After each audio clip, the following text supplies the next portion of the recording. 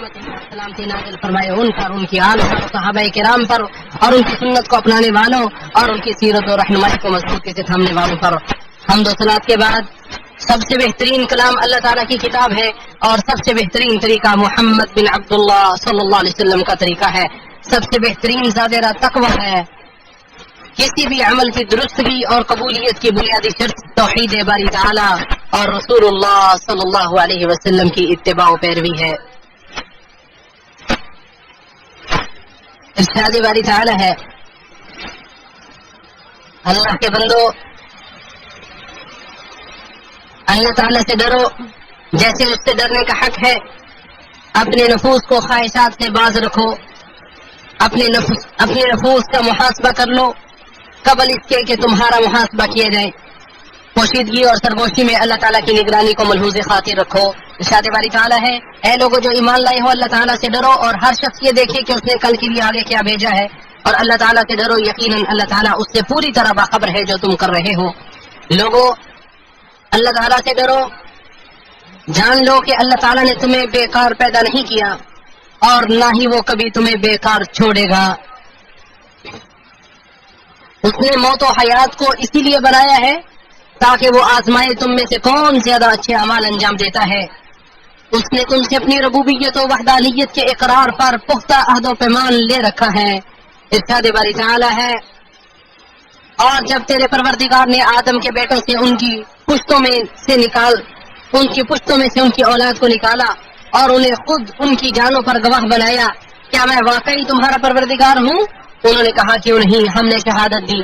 ऐसा ना हो कि तुम क़यामत के दिन कहो बेशक हम इससे गाफिल थे, या ये कहो कि शिरक तो हमसे पहले हमारे बाप दादा ही ने किया था, हम तो उनके बाद एक नस्ल थे, तो क्या हमें उसकी वजह से हलाक करता है जो बातिल वालों ने किया। और इसी तरह हम आयात को खोलकर बयान करते हैं और ताकि वो पलट आए। और उसने तुमसे पुख्ता अहद और पक्का वादा लिया है कि तुम उसकी इबादत करोगे और उसके साथ किसी को शरीक नहीं ठहराओगे। इरशाद बारी ताला है, क्या मैंने तुम्हें ताकीद न की थी ऐ औलाद आदम कि शैतान की इबादत न करना, यकीनन वो तुम्हारा खुला दुश्मन है, और ये कि मेरी इबादत करो यही सीधा रास्ता है। अल्लाह ताला ने तुम्हें उस पर तरगीब दी है और तुम्हें इसका ताकीदी हुक्म भी दिया है।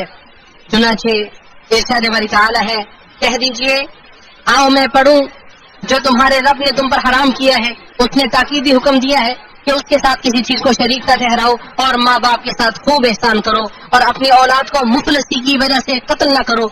हम ही तुम्हें रिस्क देते हैं और उनको भी, और बेहयाइयों के करीब न जाओ जो उनमें से जाहिर है और जो छुपी हुई है, और उस जान को कत्ल न करो जिसे अल्लाह ताला ने हराम ठहरा दिया है मगर हक के साथ।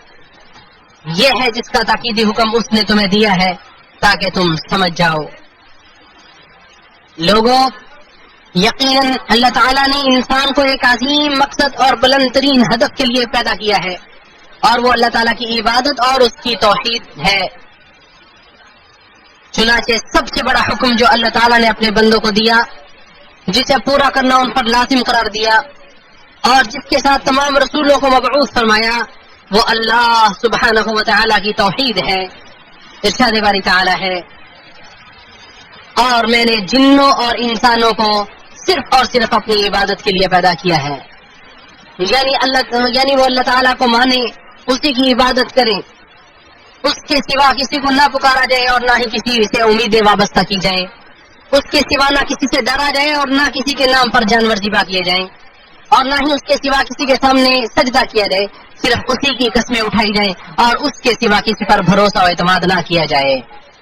चुनांचे अल्लाह ताला की तौहीद और इबादत ही वजूद इंसानी का बुलंद तरीन मकसद और इंसान पर अजीम तरीन जिम्मेदारी है।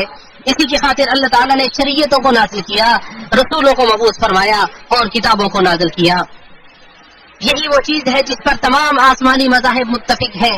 इसी पर साबका उम्मतों के अंबिया और रसूल का इत्तिफाक है, जैसा कि इरशाद बारी ताला है, और बिला शुबा यकीनन हमने हर उम्मत में एक रसूल भेजा कि अल्लाह की इबादत करो और तागूत से बचो। फिर उनमें से कुछ वो थे जिन्हें अल्लाह ने हिदायत दी और उनमें से कुछ वो थे जिन पर गुमराही साबित हो गई। बस जमीन पर चलो फिरो, फिर देखो झुटलाने वालों का अंजाम कैसा हुआ। और मजीद इरशाद फरमाया, اور ہم نے تجھ سے پہلے کوئی رسول نہیں بھیجا مگر اس کی طرف یہ وحی کرتے تھے کہ بے شک حقیقت یہ ہے میرے سوا کوئی معبود نہیں، تو میری عبادت کرو۔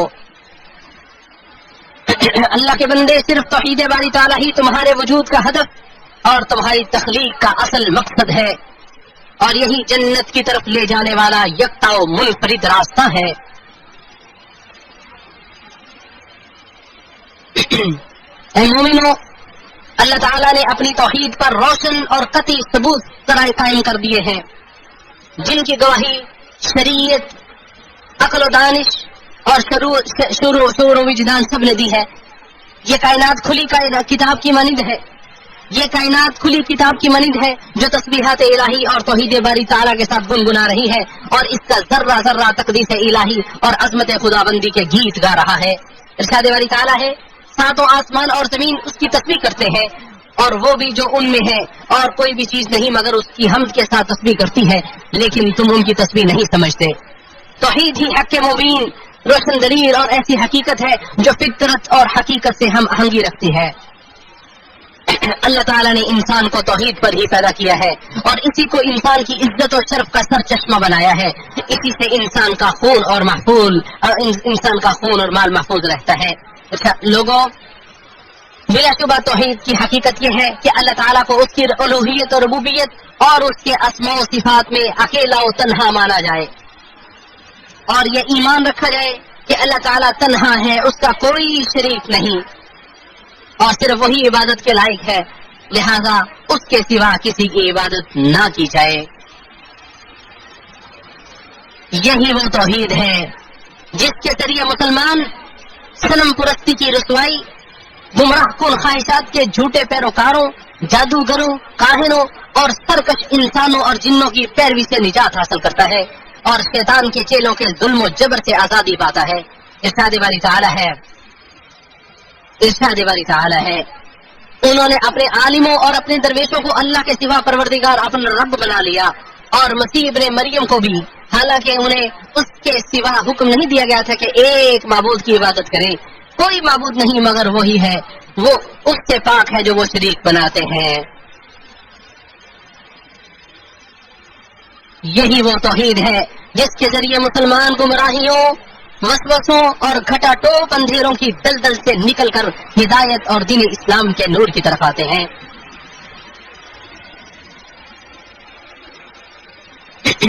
اعوذ باللہ من الشیطان الرجیم۔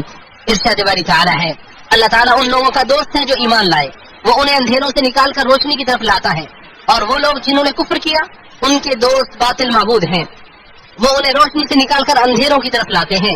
یہ لوگ آگ والے ہیں اور وہ اس میں ہمیشہ رہنے والے ہیں۔ اللہ تعالیٰ میرے اور آپ کے لیے قرآن عظیم کو باعث برکت بنائے، مجھے اور آپ کو قرآن مجید کی آیات اور ذکر حکیم سے نفع پہنچائے۔ میں نے جو بیان کیا آپ لوگوں نے سماعت کیا، میں اللہ تعالیٰ سے مغفرت طلب کرتا ہوں، اور آپ بھی اس سے بخشش مانگو، یقیناً وہ بخشنے والا نہایت مہربان ہے۔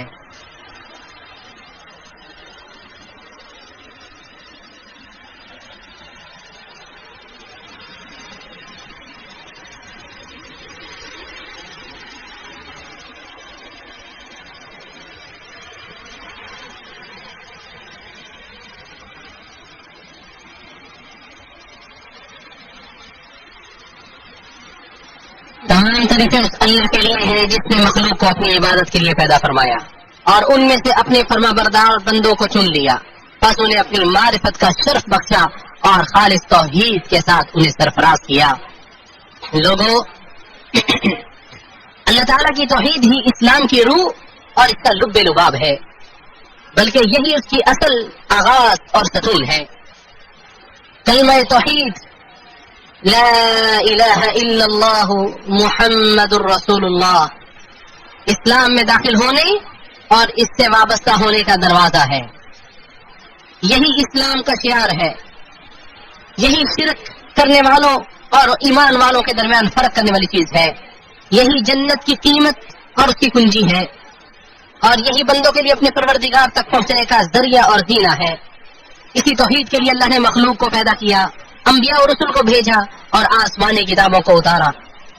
اللہ کے بندو، جان لو کہ اللہ تعالیٰ کی توحید ہی کسی بھی عمل کی قبولیت اور درستگی کی شرط ہے۔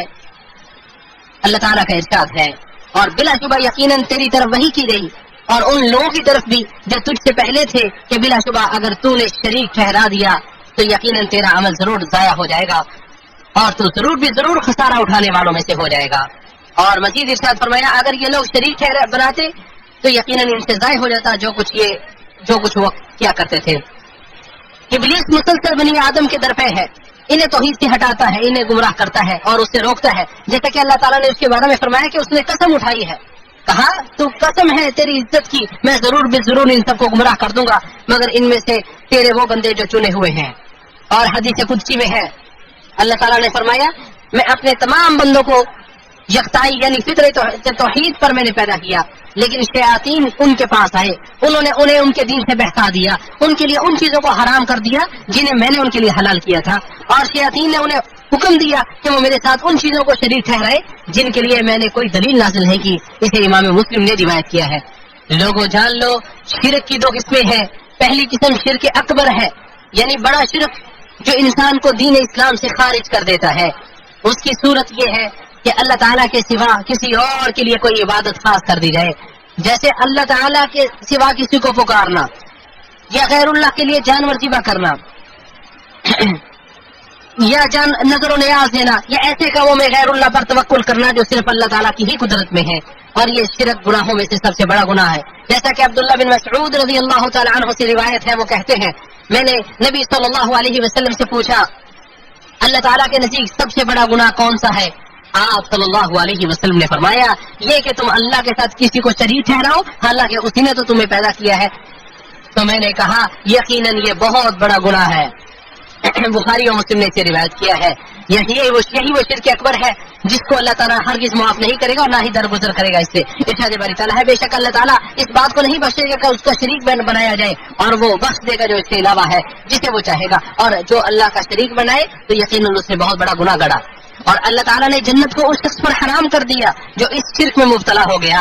ارشاد باری تعالیٰ ہے بے شک حقیقت یہ ہے جو بھی اللہ کے ساتھ شریک بنائے سو یقیناً اس پر اللہ تعالیٰ نے جنت حرام کر دی اور اس کا ٹھکانہ آگ ہے.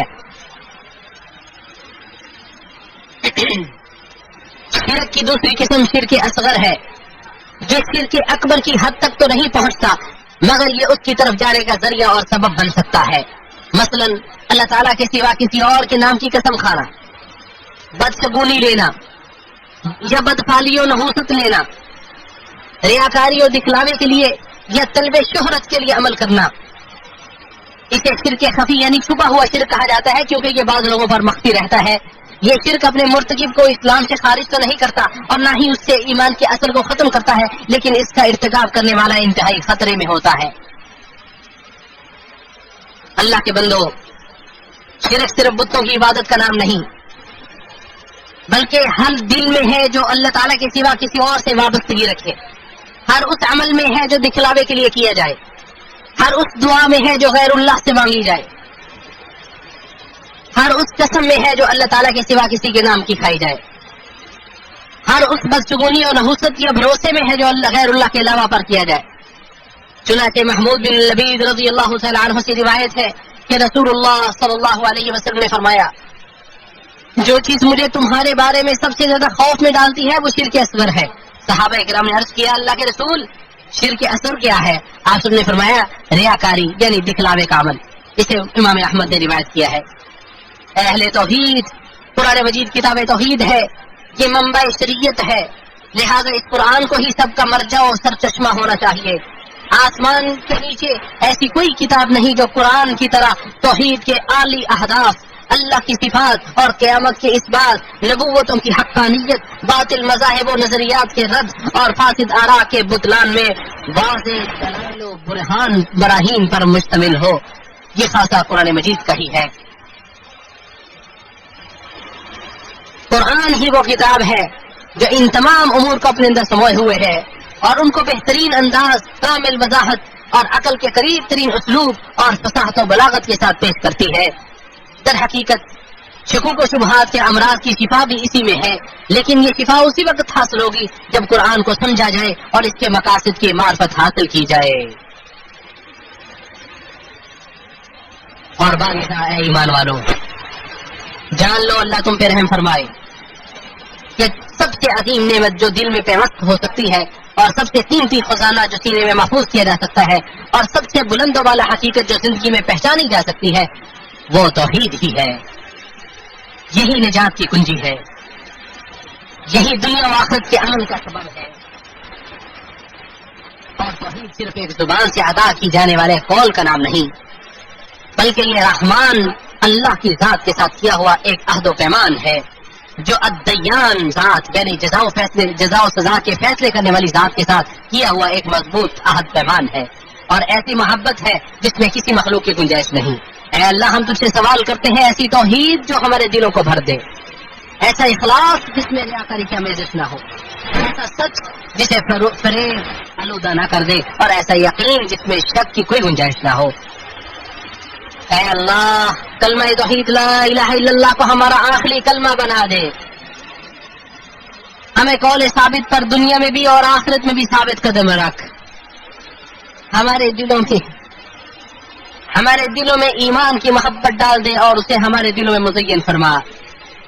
ہمیں کفر نافرمانی اور گناہوں سے نفرت عطا فرما اور ہمیں راشدین سیدھے راستے پر چلنے والوں میں شامل فرما. اے دلوں کو پھیرنے والے پروردگار ہمارے دلوں کو اپنے دین پر ثابت قدم رکھ. اے دلوں کو چرانے والے ہمارے دلوں کو اپنی اطاعت کی طرف پھیر دے. اے ہمارے پروردگار ہمارے دلوں کو ہدایت دینے کے بعد کجروی میں مبتلا نہ فرما دینا اور ہمیں اپنے پاس سے رحمت عطا فرما, بے شک تو بہت عطا کرنے والا ہے. اے اللہ اسلام اور مسلمانوں کو عزت و سرفرازی عطا فرما, اپنے موحد بندوں کی مدد فرما. اس ملک اور تمام مسلم ممالک کو امن و امان اور اطمینان کا گہوارہ بنا دے.